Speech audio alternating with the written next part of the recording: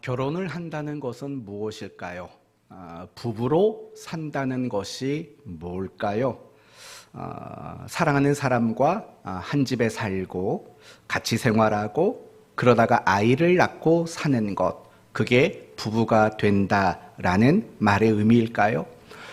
물론 부부가 된다는 것은 사랑하는 이와 함께 생활하고 모든 걸 함께 하는 겁니다.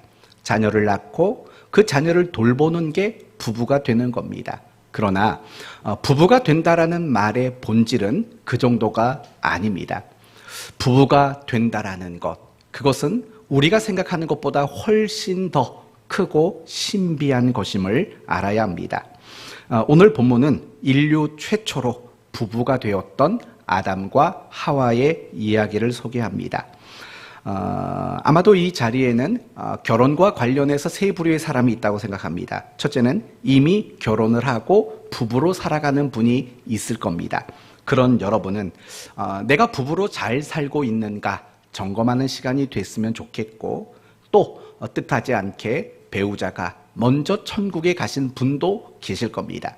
그러면 그런 분들은 내 자녀들, 내 손주들의 결혼을 놓고 어떤 기도 제목을 가져야 되는가를 생각하는 시간이 되었으면 좋겠고, 이제 결혼을 앞두고 있는 우리 문승국 청년 내외가 있습니다. 여러분은 결혼을 하는 이유와 목적이 뭔가를 배우는 시간이 되시고, 이제 남아있는 한 열흘 동안 그 제목을 가지고 배운 대로 여러분이 기도로 잘 준비할 수 있는 그런 시간이 되었으면 합니다.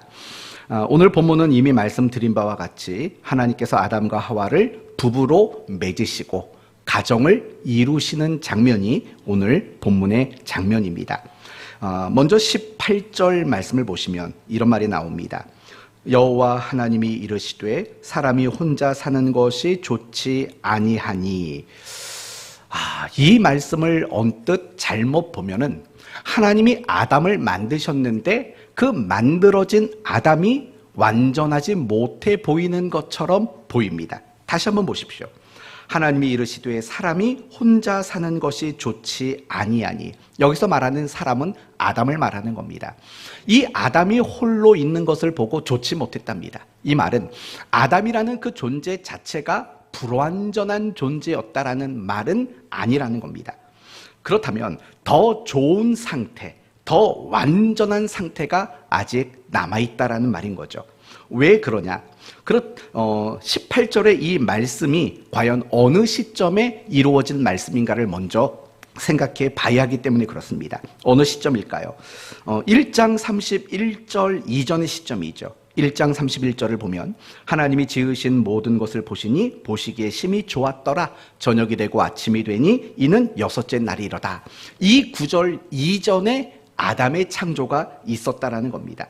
또 1장 27절 하나님이 자기 형상 곧 하나님의 형상대로 사람을 창조하되 남자와 여자를 창조하시고, 이 구절 이전의 시점이라는 걸 여러분이 아셔야 합니다. 그래서 아담이 혼자 있는 것이 좋아 보이지 않았다라는 것은 그의 존재가 불완전한 존재였다라는 말이 아니라 더 좋은 상태, 더 완전한 상태로 남아서 진행 중이다라는 거죠. 그러니까 이 아담 홀로 지음받은 그 상태보다 더 좋고 더 완전한 상태가 있다는 겁니다. 그게 뭘까요? 바로 21절부터 나오는 거죠.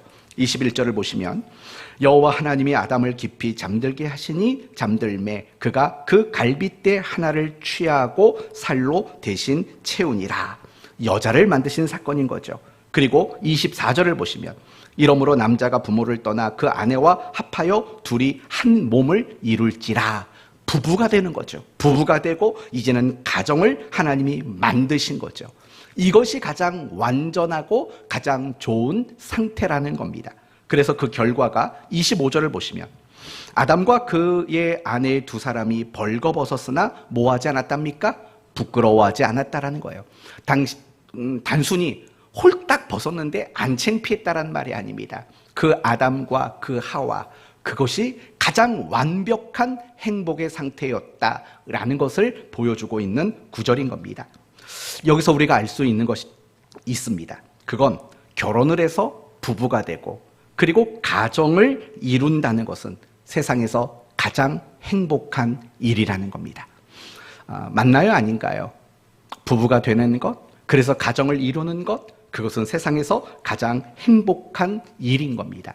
하나님이 우리 인간을 행복하게 하기 위해서 부부가 되도록 하셨고 가정을 이루도록 만들어 주셨다라는 겁니다. 이제 여러분이 한번 생각해 보세요. 여러분은 어떻습니까? 지금 행복하십니까? 지금 그 남자, 그 여자랑 살아서 행복하십니까? 사실은 이건 누구한테 물어봐야 되냐? 이건 문장로님한테 물어봐야 되는 거죠. 왜냐하면 결혼을 앞둔 자식이 있으니까.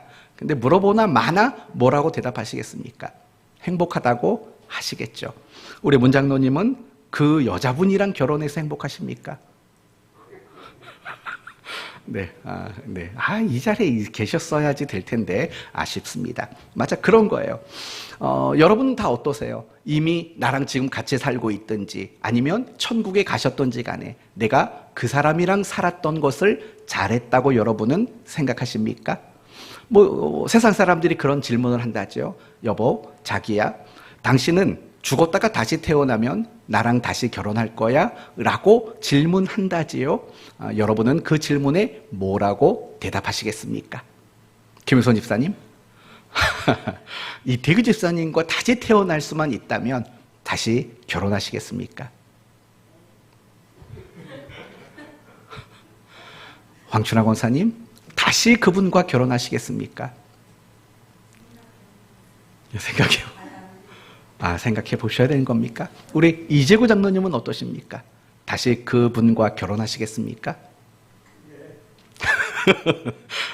우리 최용천 집사님은 어떻습니까? 더 살아보고 결정하시겠다. 그래요. 저는 어떨 것 같습니까? 저는 그러고 싶지만 아내가 원하지 않을 것 같아서 아내의 결정을 저는 따라가겠습니다.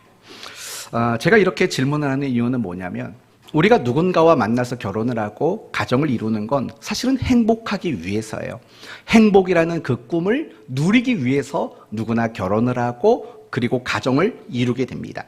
그런데 과연 세상에 부부가 되어지는 사람들, 가정을 이룬 사람들이 그 꿈을 다 이룰까요? 행복이라는 꿈을 다 이룰까요? 제가 통계를 한번 찾아보니까 2002년도에 결혼한 사람이 19만 6천 쌍이 결혼을 했습니다. 그런데 안타까운 건 그중에 9만 3천 쌍이 이혼을 했다라는 거예요. 9만 3천 쌍. 그러니까 적어도 45% 정도는 되는 거죠. 그렇게 많은 비중이 이혼을 하고 가정이 깨지는 경우들이 많다는 거예요. 그들은 어떤 사람입니까? 누구나 다 행복할 것을 기대하고 꿈꿨던 사람들이에요. 그러나 결국 그 꿈을 이루지 못하고 불행이라는 상처를 안고 그들은 파혼을 하게 되었다라는 겁니다. 사실 세상에는 그런 사람들이 굉장히 많아요. 행복하겠다고 결혼을 했지만 그 행복을 누리지 못하고 도리어 불행함 속에 살아가는 사람들, 그래서 이혼을 선택할 수밖에 없는 사람들, 그러나 이혼을 하고 싶어도 이혼을 하지 않고 남남처럼 살아가는 사람들, 심지어는 부부의 관계를 맺어놓은 상태에서도 외도를 통해서 자신의 어떤 것들을 보상받고 싶어하는 그런 사람들도 부지기수로 얼마나 많은지 모릅니다. 여러분 주변에 있는 부부들 중에서 정말 행복해하는 부부들을 보신 적이 있습니까? 그런 부분들이 당연히 많아야 합니다. 그러나 너무 행복하다고 말하는 그런 부부와 그런 가정들을 우리는 찾아보기가 쉽지 않습니다. 그러면 여기서 우리가 고민해야 될 부분은 이런 것들입니다. 과연 그 이유는 뭘까? 누구나 다 행복을 꿈꿉니다. 누구나 다 행복을 기대하고 바랍니다. 그런데 왜 부부가 행복하지 못할까요? 결론부터 말한다면 이런 거라고 생각합니다. 그 부부가 된다는 첫 번째 단추가 잘못 끼워졌기 때문이라고 생각합니다. 여러분, 단추 잘못 끼워 보신 적이 있으십니까? 분명히 한두 번쯤은 여러분이 지금까지 살면서 그런 경험을 해보신 적이 있을 겁니다. 지난주에 우리 은찬이를 봤는데 이 아이가 상의, 하의, 신발까지 다 거꾸로 입고 있더라고요. 전 패션인 줄 알았어요. 근데 약간 억지로 그러는 건지 아무튼 거꾸로 입는 거죠. 우리도 그런 실수한 적이 있어요. 단추를 채우다 보니까 뭔가 하나가 자꾸 안 맞아요. 가만히 보면 첫 단추를 잘못 끼운 거예요. 여러분, 첫 단추를 잘못 끼워버리면 그 다음 단추를 잘 끼워도 아무런 의미가 없는 거예요. 다시 그것을 풀을 수밖에 없는 지경에 처하는 거죠. 결혼도 마찬가지로 생각합니다. 결혼은 첫 단추를 끼우는 거예요. 내가 부부가 된다는 것은 첫 단추를 잘 끼워야만 한다는 것을 우리는 알아야 하는 거죠. 대부분의 많은 부부가 가정이 결국은 행복하지 못한 이유는 첫 단추를 잘못 끼운 거죠. 다시 말하면 내가 그 사람과 결혼하겠다고 작정한 이유와 목적이 잘못된 거고, 내가 그 부부로서의 삶을 출발하는 이유가 너무 잘못되었기 때문에, 그런 첫 단추가 잘못되었기 때문에 많은 부부와 가정들이 행복할 수 없다라는 겁니다. 이미 결혼하신 여러분들 스스로 마음속으로 생각해 보십시오. 여러분은 그 남자와 그 여자와 왜 결혼을 하셨습니까? 그 사람과 결혼하려고 마음을 먹은 이유는 무엇입니까? 아주 오래전 옛날 사람은 어른들이 짝지어줬으니까 마지 못해서 할 수밖에 없는 그런 시대도 분명히 있었을 겁니다. 그러나 적어도 이 자리에 있는 여러분은 그런 시대에 살진 않았을 거 아닙니까? 그러면 여러분이 결혼한 그 남자, 그 여자와 왜 결혼을 결심하셨습니까? 그걸 한번 생각해 보십시오. 제가 오늘 말씀을 준비하다가 저는 내 결혼의 출발이 잘못됐구나. 이거 지금 제가 말 실수한 거 아니죠? 그 이유와 목적이, 결혼은 정말 잘했고 지금도 후회하지 않고 있어요. 그런데 가만히 생각해 보면 제가 오늘 준비한 이 말씀에 비춰봤을 때 저는 이 말씀에서 많이 어긋난 이유와 목적으로 결혼을 한 게 아닌가라는 생각이 사실은 저는 되게 많이 들었습니다. 저는 저 여자가 너무 예뻤고 좋아서 결혼했지 않습니까? 근데 마음속으로 한편은 이런 것도 있었습니다. 우리 집 색깔을 좀 바꿔보자. 그러니까 저희 집안이 피부가 다 까매요. 근데 제 아내는 굉장히 하얘요. 그러면 까만색과 하얀색이 만나면 그레이는 나오지 않겠까? 그래서 까만색의 대를 끊어보자. 그래서 저분이 그렇게 좋았던 이유 중에 하나가 너무 배곡 같았거든요. 너무 배곡 같았어요. 나중에 결혼하겠다고 인사를 하러 집에 왔는데 혼자 하얘요. 무슨 조명을 혼자 받은 것처럼. 그런 잘못된 이유가 제 안에 조금은 있었던 것 같아요. 근데 많은 부부들이 그런 잘못된 이유를 가지는 경우들이 너무 많아요. 그걸 뭘 보면 알 수 있냐면, 배우자를 선호하는 직업군이 뭡니까? 여러분, 1년에 한두 차례 이런 것들이 여론조사를 통해서 방영되고 보도되고 있지 않습니까? 보면은 남자와 여자들 모두가 선호하는 직업이 있어요. 1위, 공무원, 교사, 금융직, 전문직, 대기업 회사원. 이게 다 내가 바라는 배우자의 직업군들이에요. 여러분, 왜 이런 직업군들이 자꾸 나오는 거죠? 옛날에는 목회자가 그래도 5등 안에 있었다고요. 근데 이제 5등 밖으로 밀려났어요. 왜 이런 직업 선호도가 나타날까요? 이유는 간단해요. 뭘 본다는 겁니까? 조건을 본다는 거예요. 내가 누군가와 결혼하기 이전에 그 사람의 조건이 어떤가를 먼저 보는 게 이유라는 거예요. 그 사람의 조건을 보는 거예요. 그러면 왜 그 사람의 조건을 볼까요? 그런 조건을 가져야지만 내가 행복하고 내 필요가 채워지고 내가 도움을 얻을 수 있다라는 그런 생각에서 조건을 보는 게 분명한 거죠. 좀 극단적으로 말한다면 내가 어떤 배우자를 선택하고 결정하고 결혼하는 그 과정 속에서 정말 중요한 건 뭐냐? 내가 그 사람 때문에 얼마나 덕을 볼 수 있는가? 내가 그 사람을 통해서 얼마나 내 필요가 채워질 수 있는가라는 그런 이유와 목적이 부부가 되고 가정을 이루는 첫 번째 단추이는 경우들이 너무나도 많다라는 거예요.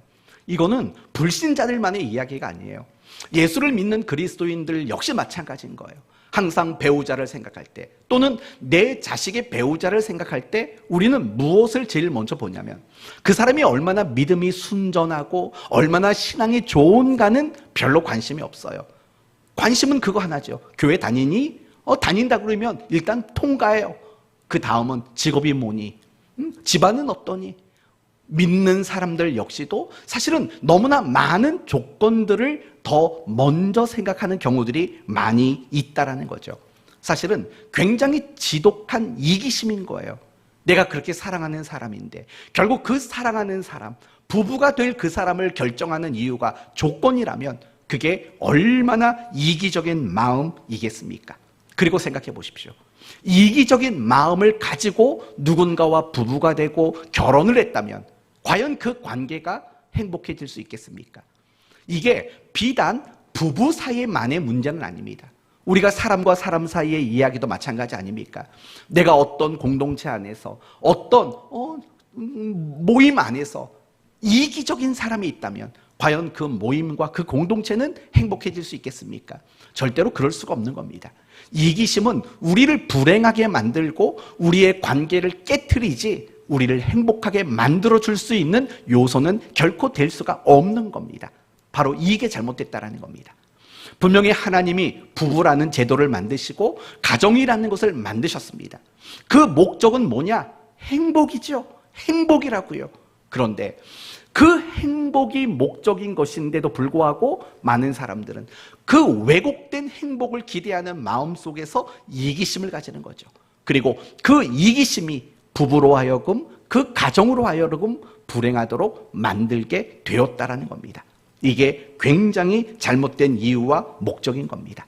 우리 청년들이 이제 결혼을 앞두고 있는데 왜 결혼을 하려고 하는가를 생각해 봐야 됩니다. 나는 왜 그 여자와 나는 왜 그 남자와 지금 결혼을 결심했을까라는 것들을 고민해 봐야 합니다. 혹시 우리 승국이가 나처럼 너무 하얗고 뽀해서 뭐 이런 건 아니죠. 본인도 그만큼이면 하얘니까 어떤 이유인가를 생각해 봐야 돼요. 내가 이 남자와 이 여자 결혼하는 이유가 혹시 이기심은 아닌가? 만약에 그런 이기심이 결혼을 결심하게 만들었다면 사실은 행복해질 수가 없는 겁니다. 왜냐하면 성경이 말하는 부부가 되고자 하는 이유와 목적과 정반대이기 때문에 그렇습니다. 그렇다면 이제 두 번째로 생각할 것은 이겁니다.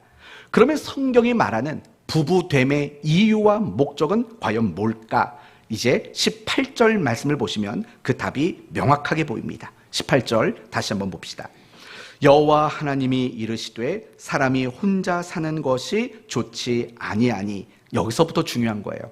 내가 그를 위하여 무슨 배필이요? 돕는 배필을 지으리라 하시니라. 우리가 누군가와 결혼을 할 때 그 결혼의 이유와 목적은 바로 이 구절에서 답을 찾아야 돼요. 내가 그 사람에게 무엇이 되기 위해서요? 돕는 자. 돕는 자가 되기 위해서 내가 결혼을 결심해야 된다는 거예요. 여러분, 하나님이 하와를 아담의 아내가 되게 하신 이유가 뭘까요? 돕는 자가 되라고요. 하나님이 아담을 하와의 남편이 되게 하신 이유가 뭐라고요? 돕는 자가 되게 하시기 위함이라는 거예요. 그러니까 우리를 예를 들어 말한다면 제가 제 아내의 남편이 된 이유, 또 여러분이 여러분의 남편의 아내가 된 이유, 목적, 그게 무엇이냐? 한마디로 말하면 돕는 자가 되게 하기 위함이다라는 거예요. 이게 결혼의 목적이에요. 내가 그 사람과 결혼을 하고 부부가 되고 가정을 이루고자 하는 그 이유와 목적은 그 사람을 도와주기 위해서요. 더 정확한 표현을 쓴다면 하나님께서는 30평생 우리 승국이를 도와주셨어요. 그리고 하나님은 우리 자매를 30평생 도와줬어요. 그러면 결혼이란 뭐냐? 하나님한테 이렇게 말하는 거예요. 하나님께서 내 아내 될 사람을 30평생 도와주셨습니다. 이제는 하나님이 하실 그 역할 제가 하고 싶습니다. 라는 게 결혼이라는 거예요. 하나님, 내 남편 될 사람을 30평생 도와주셨습니다. 그런데 이제 그거 제가 하고 싶습니다. 그게 바로 돕는 자가 된다라는 말의 의미라는 거예요. 여러분, 이 마음을 가지셔야 되는 거예요. 결혼을 앞두고 있는 우리 청년들, 이 마음을 가져야 되죠. 내가 이 남자를, 이 여자를 지금까지 하나님이 도와주셨는데 내가 그 몫을, 그 책임을, 내가 그 역할을 너무 하고 싶습니다 라는 마음. 그리고 이미 결혼하신 분들도 마찬가지인 거예요. 지금부터라도 하나님, 정말 하나님이 내 아내를, 내 남편을 지금까지 도와주셨는데 내가 그 사람을 도와주기를 원합니다. 이 마음으로 여러분은 그 부부의 삶을 계속해서 살아가야 마땅하다라는 거예요. 이것만 잊지 않는다면 분명히 이번에 결혼할 그 부부 가정은 행복할 수밖에 없습니다. 하나님이 도와주신 그 일을 이제는 내가 하고 싶습니다. 제가 그 역할을 하고 싶습니다. 이 마음을 품어야만 하는 겁니다. 신랑 문성국, 이 마음 품으시기를 바랍니다. 우리 신랑이래요. 신부 서경혜 양, 이 마음을 품을 수 있기를 바랍니다. 이제는 막 행진도 해야 될 것 같은 분위기가 나오지 않습니까? 그 마음을 품어야 되는 거예요. 그 마음. 이 말이 억지 같습니까? 그렇지 않습니다. 오늘 본문 18절에 돕는 자라는 말을 히브리어로는 에제르라는 단어입니다. 에제르라는 단어, 에제르. 그런데 이 에제르라는 말은 하나님이 우리를 도우신다라는 말에서 유래된 말이에요. 예를 들면 사무엘상 7장 말씀을 보시면 사무엘이 돌을 취하여 미스바와 센 사이에 세워 가로되 여호와께서 여기까지 우리를 도우셨다 하고 그 이름을 신원, 뭐라고 불렀죠? 에벤에셀. 그렇죠? 에벤에셀. 이 끝에 뭐가 나오냐면 에셀이라는 말이 나와요. 이 말은 하나님이 우리를 도우셨다라는 거예요. 그것과 똑같은 단어가 오늘 18절에 나오는 돕는 자라는 말에 똑같은 단어가 쓰였다는 거예요. 하나만 더 얘기해 볼게요. 출애굽기 18장 말씀을 보시면 모세가 낳은 2명의 아들의 이름이 있어요. 첫 번째 아들의 이름은 뭘까요? 게르솜. 그럼 두 번째 아들의 이름이 뭘까요? 엘리에셀이에요. 엘리에셀. 여기도 뭐가 들어갔죠? 에셀이라는 단어가 들어가요. 그게 뭐냐? 이런 뜻인 거죠. 하나의 이름은 엘리에셀이라. 이는 내 아버지의 하나님이 나를 도우사 바로의 칼에서 구원하셨다 함이라. 하나님이 나를 도왔다라고 말할 때 그 단어가 바로 에셀이에요. 에제르. 그러니까 돕는 자가 되겠다라는 그 말과 하나님이 도우셨다라는 그 단어는 같은 단어로 쓰여지고 있다라는 거죠. 결국 결혼이란, 부부가 된다는 것은, 그리고 우리가 가정을 꾸린다는 것은 내가 상대방을 평생 돕는 자로서의 책임을 다하겠다라는 서약이라는 사실을 우리는 잊지 말아야 하는 거예요. 바로 이게 우리를 행복하게 만드는 가장 중요한 비결일 수밖에 없다라는 거예요. 이게 진짜 사랑인 거죠. 내가 상대방의 조건을 보면서 무슨 덕을 보겠다? 이건 진정한 사랑이 아닌 거죠. 진정한 사랑은 내가 그 사람에게 평생 돕는 자가 되어서 그에게 도움을 주겠다. 이게 바로 진정한 사랑일 수밖에 없다는 겁니다. 이제 여러분에게 다시 한번 묻습니다. 그렇다면 여러분은 돕는 자가 되겠다라는 마음으로 결혼을 결심하셨습니까? 지금 여러분의 아내와 지금 여러분의 남편을 여러분은 열심히 돕고 있습니까? 사실 그건 중요하지 않습니다. 정말 중요한 것은 지금부터 내가 아내의 자리에서 남편을 돕고 남편의 자리에서 아내를 돕는 자가 되겠다라고 다짐하는 일이 중요한 겁니다. 그리고 결혼을 앞둔 두 분의 마음속에서도 사실은 이 고백들이 많아야 됩니다. 이따 집에 갈 때 서로 그런 고백을 하셔야 돼요. 내가 평생 남편으로서 당신을 돕는 자가 되겠다. 내가 평생 아내로서 당신을 돕는 자가 되겠다. 서로 이런 고백을 하셔야 되고, 여러분에게 남아있는 열흘간의 기간 동안 여러분은 이 기도를 하셔야 돼요. 출발과 부부로서 살아가는 모든 과정과 끝까지 서로 돕는 자로 살겠다. 이 기도 제목을 평생 놓치지 않게 되기를 바랍니다. 그렇다면 다음으로 생각할 것은 이겁니다. 도대체 뭘 도우라는 겁니까? 분명히 서로가 부부가 된다는 것은 서로를 돕는 자가 되는 겁니다. 뭘 돕는 겁니까? 육체적인 걸 도와야 됩니다. 정서적인 것도 도와야 합니다.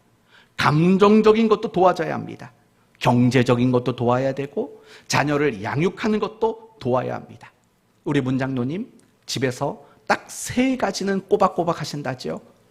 설거지, 청소, 빨래. 이 3가지는 꼭 합니다. 그런 것도 당연히 도와야 되는 겁니다. 그런데 또 있죠. 각자의 꿈을 이루는 것도 도와야 됩니다. 또 그 사람이 가지고 있는 부족한 것과 연약한 것들을 채우는 것도 도와야 합니다. 그 사람 마음속에 있는 어떤 응어리와 아픔과 상처, 이런 것들을 극복할 수 있도록도 우리는 도와야 됩니다. 그리고 더 중요한 게 있죠. 부모를 공경하는 일을 도와야 합니다. 이제 나 혼자 공경했던 부모를 둘이 함께 더 잘 공경하도록 돕는 이 책임도 분명히 있는 거예요. 오늘 본문 24절을 보면 이러므로 남자가 부모를 떠나 그의 아내와 합하여 둘이 한 몸을 이룰지라. 부모를 떠나는 게 다가 아니에요. 부모를 떠나지만 둘이 한 몸을 이루어서 더 잘 부모를 공경하는 그 일들을 도와야 되는 거예요. 그리고 무엇보다 중요한 게 있습니다. 이게 바로 여러분이 도와야 될 가장 중요한 겁니다. 그건 서로의 거룩입니다. 거룩을 도와야 합니다. 내가 결혼을 해서 내 남편이, 내 아내가 더 거룩하도록 도와주는 역할, 그게 하나님이 우리에게 돕는 자가 되라고 말할 때 가장 중요한 내용인 거죠. 이 거룩이라는 말을 다른 말로 바꾼다면 신앙이 성장할 수 있도록, 그리고 조금 더 쉽게 말한다면 하나님의 사람으로서 그 사람이 완전해질 수 있도록 도와주는 바로 그 일을 우린 해야 된다. 이렇게 성경은 우리에게 가르쳐주고 있다라는 거예요. 이게 가장 중요한 목적인 거죠. 여러분이 결혼을 통해서 여러분의 남편의 신앙이 좋아져야 돼요. 여러분이 결혼을 통해서 아내의 신앙이 좋아져야 된다고요. 그게 바로 결혼의 목적이에요. 거룩을 돕는 것, 신앙의 성장, 하나님을 닮아가는 일, 이런 것들을 도와주는 그 역할이 우리가 부부가 된다라는 말 속에 들어있는 중요한 내용일 수밖에 없는 거죠. 그러면 여기서 이미 결혼하신 분들은 생각해 보셔야 돼요. 과연 내 배우자는 나 때문에 신앙생활을 지금 더 잘하고 있는가? 결혼 전보다 훨씬 신앙생활을 잘하고 있는가? 이걸 생각해 보셔야 됩니다. 나 때문에 내 배우자가 예배와 큐티와 기도와 사역을 더 깊이 잘 감당하고 있는가? 이런 것들을 우리는 점검해 볼 수 있어야 하는 거예요. 왜냐?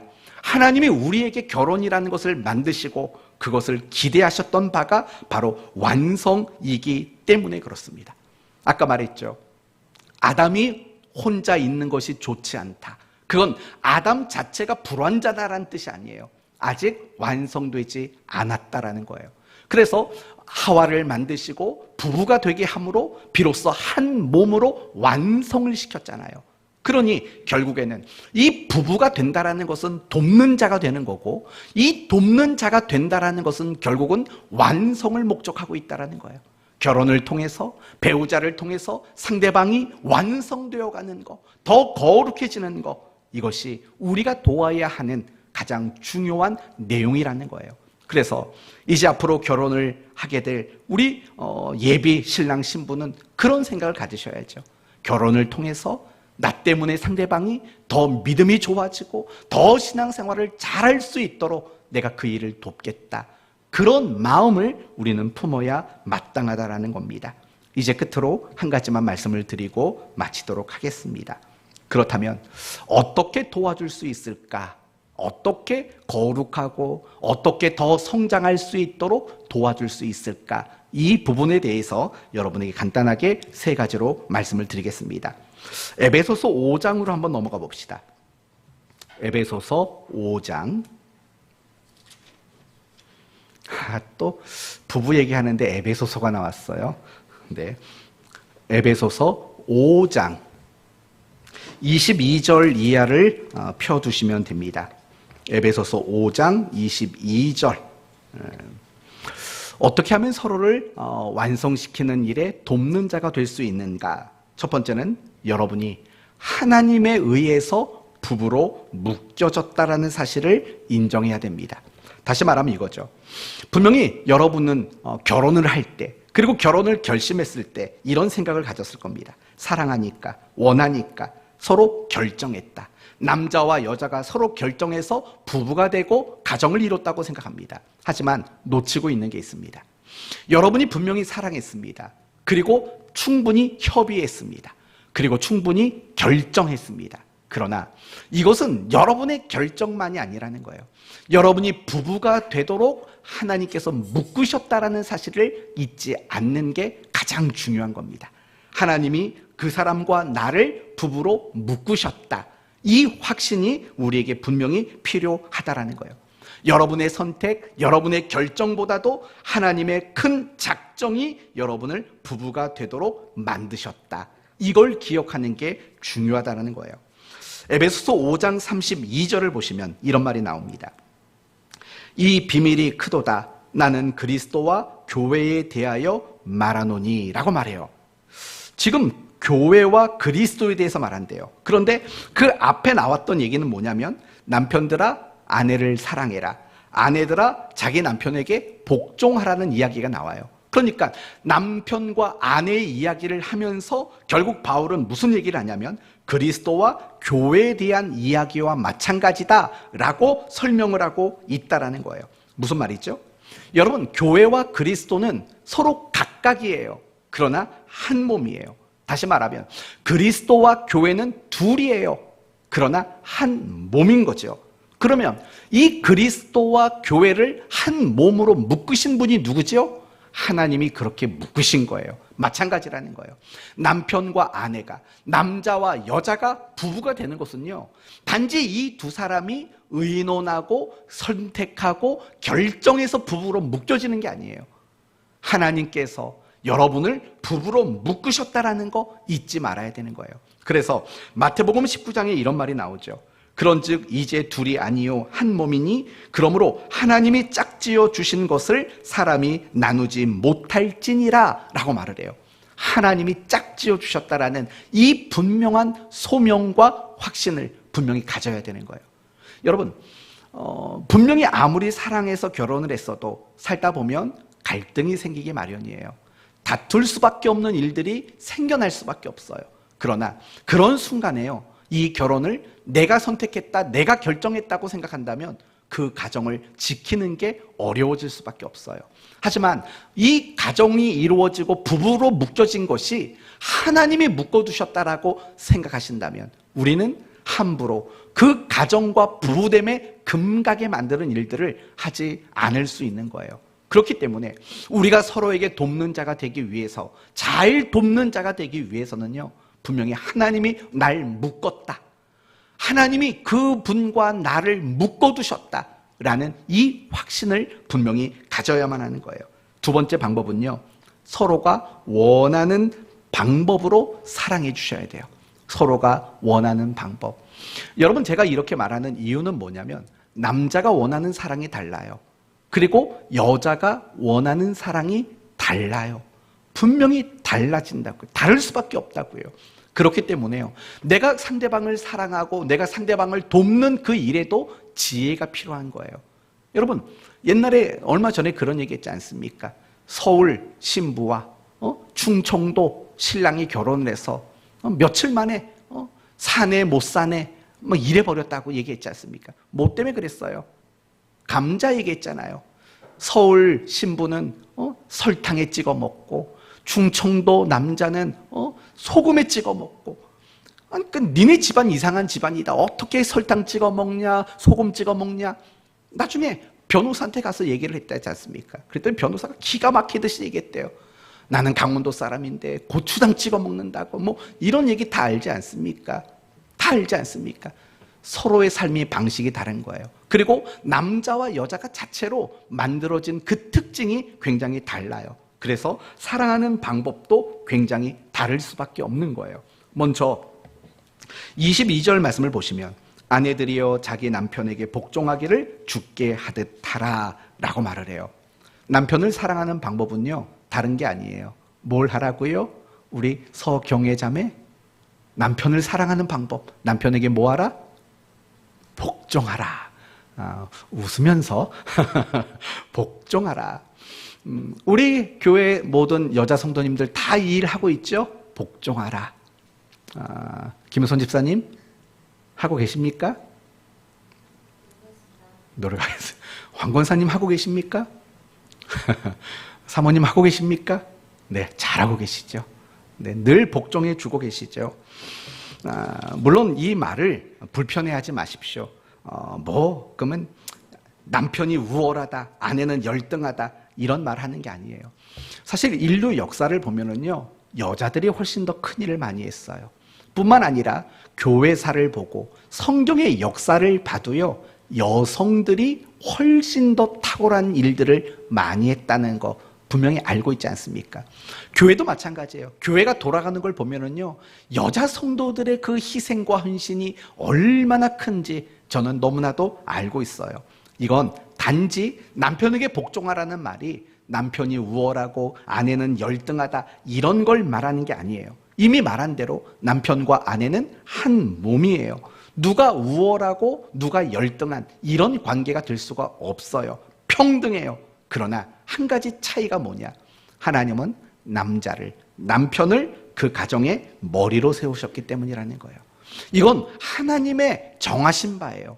그 하나님이 남자를 머리로 세우셨기 때문에 나는 하나님의 뜻에 그 속에 담겨져 있기 때문에 남편에게 복종하는 거라는 거예요. 이게 굉장히 우리가 알아야 될 부분이 뭐냐? 남자의 특징이 그런 거예요. 여러분, 부부싸움, 남자와 여자가 부부싸움을 하게 되면 그 싸움의 원인이 서로 다르다는 거 아시죠? 같은 문제를 놓고 싸워도 싸움의 원인은 사실은 달라요. 남자가 막 화를 내고 부부싸움을 하게 되면 그 이유는 뭔지 아세요? 남자가 머리라는, 하나님이 남자를 가정을 다스리는 사람으로 세웠다라는데 어떤 침범을 받을 때 남자는 다툼을 일으키게 되는 그런 성향들이 드러날 수밖에 없어요. 다시 더 쉽게 말하면 이런 말이에요. 아내 여러분들이요, 남편에게 사랑한다는 말 하지 마세요. 남자가 정말 듣고 싶은 말은요, 사랑한다라는 말보다는, 저는 좀 그렇긴 한데 당신이 최고야라는 말을 더 좋아해요. 남자는 그래요.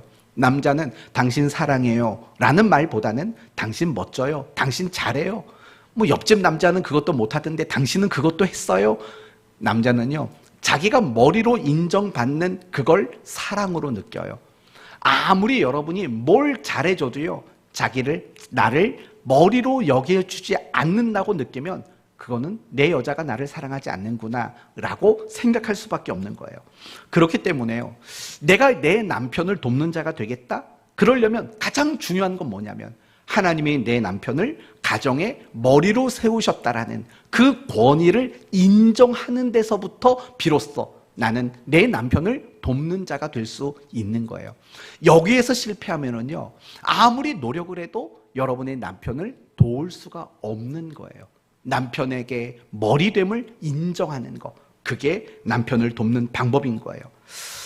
반대로 이제 남편들에게 뭐라고 말하냐면 25절 말씀을 보시면, 남편들아 아내 사랑하기를 그리스도께서 교회를 사랑하시고 그 교회를 위하여 자신을 주심같이 하라. 뭐 하랍니까? 사랑하랍니다.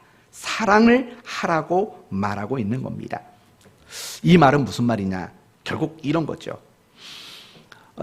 아내가 정말 바라고 원하는 필요를 주라는 거예요.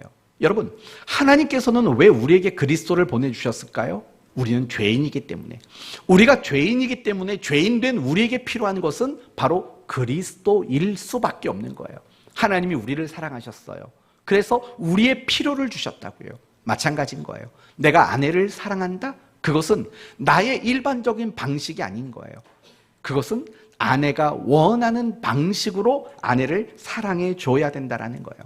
이것도 예전에 했던 말이지 않습니까? 어떤 황혼에 접어든 노 부부가 이혼을 결심했다고 했지 않습니까?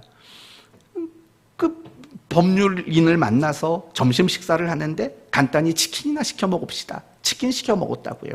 할아버지가 다리를 하나 들더니 할머니에게 건네주는 거예요. 자, 이거 할망구 이거 먹어.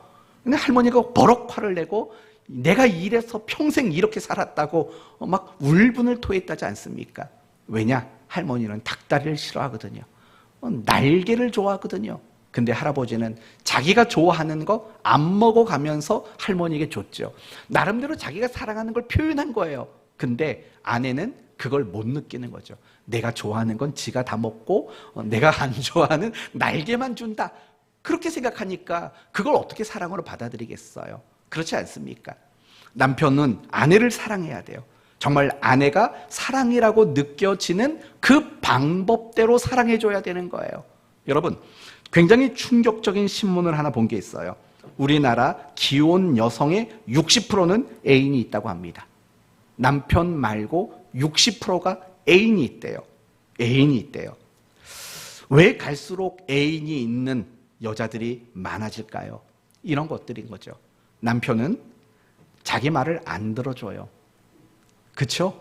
근데 애인은 자기가 하고 싶은 말을 다 들어줘요. 그리고 남편은 내가 듣고 싶은 말을 안 해줘요. 근데 애인은 내가 듣고 싶은 말을 해줘요. 옷 한번 다른 거 입고 나가면 예쁘네요 라는 말을 해줘요. 근데 남편은 맨날 뭐라고 그러냐면 그 옷 어디서 났어? 하나도 안 어울려? 뭐 그런 식으로 얘기를 하니까 하나도 아내의 마음에는 사랑으로 느껴지지 않는 거죠. 이런 거죠. 아내에게 어떤 권위나 존경이 사랑으로 느껴지질 않는 거예요. 아내에게는. 남자애는 아까 말했던 대로 머리로 인정해주고 리더로 인정해주는 거, 그걸 사랑으로 느끼지만 아내는 그런 것들을 사랑으로 느끼는 게 아니에요. 마음을 헤아려주고 말을 들어주고 하는 그런 방법으로 아내를 사랑해야 돼요. 그래야지만 아내를 향해 내가 돕는 자의 역할을 감당할 수 있게 된다라는 거죠. 그러니 결론은 이거죠. 내 권리, 내 주장을 내려놓으셔야 되는 거예요. 예수님이 제자가 되기 위해서는 이렇게 하라고 말씀하셨어요. 아무든지 나를 따라오려거든 자기를 부인하라고 말했어요. 이거는 제자도에만 관련된 문제가 아니에요. 부부도 마찬가지예요. 여러분, 부부가 됐다라는 것도 제자도 안에 들어있는 거예요. 가정을 시작한다라는 것도 제자도 안에 이미 담겨 있는 거예요. 그렇기 때문에요. 여러분이 정말 올바른 부부가 되고 올바른 가정을 세우기 위해서 서로 돕는 자가 되기 위해서는요. 결국은 나를 주장하는 거, 그걸 내려놔야 되고 내 권리를 주장하고 내 몫을 주장하는 그 무엇인가를 우리는 내려놓을 수 있어야 돼요. 그래야만 우리는 돕는 자가 될 수 있게 되는 겁니다. 이제 오늘 주례를 마치겠습니다. 부부가 된다는 것은 그저 좋아서 함께 사는 것, 애를 낳고 사는 것, 그 정도의 의미는 아닙니다. 더더욱 부부가 된다는 건 상대방의 조건을 통해 어떤 덕을 보겠다라는 것도 아닙니다. 부부가 된다는 것은 오로지 한 가지입니다. 하나님이 그 사람을 지금까지 도와주셨지만 이제는 내가 이 사람을 하나님만큼 사랑하니까 이제는 내가 그 역할을 하고 싶어서 결정하는 거, 그게 바로 부부인 겁니다. 이미 결혼하신 여러분, 오늘부터라도 서로 돕는 자가 되려고 노력하십시오. 그리고 이제 결혼을 앞두고 있는 청년 여러분, 이제 여러분의 마음속에는 다른 게 필요하지 않아요. 내가 당신을 정말 잘 도와줄게, 이거 하나면 충분합니다. 그러기 위해서는 서로가 사랑이라고 느낄 수 있는 방법으로 충분히 사랑해 주십시오. 그래서 여러분의 그 도움으로 여러분의 배우자가 거룩해지고 신앙이 완성되어 가고 정말 하나님의 사람으로서 갈수록 멋있어지는 이런 일들이 있었으면 좋겠습니다. 교회에서 일을 열심히 한다, 우리 승국이 찬양팀 열심히 하고 PPT 잘 넘긴다, 이런 걸로만 칭찬받지 말고 남편 역할 잘하는 것으로도 하나님께 칭찬받기를 소원하는 그런 마음이 있었으면 좋겠습니다. 그리고 더 나아가서 우리 모두가 하나님 안에서 서로 돕는 자가 되어야 됩니다. 비록 부부가 아닐지라도 같은 성도로서 서로의 거룩을 위해서 날마다 돕고 또 돕는, 정말 이 일을 위해 최선을 다하는 저와 여러분 모두가 되시기를 예수 그리스도의 이름으로 축원드립니다.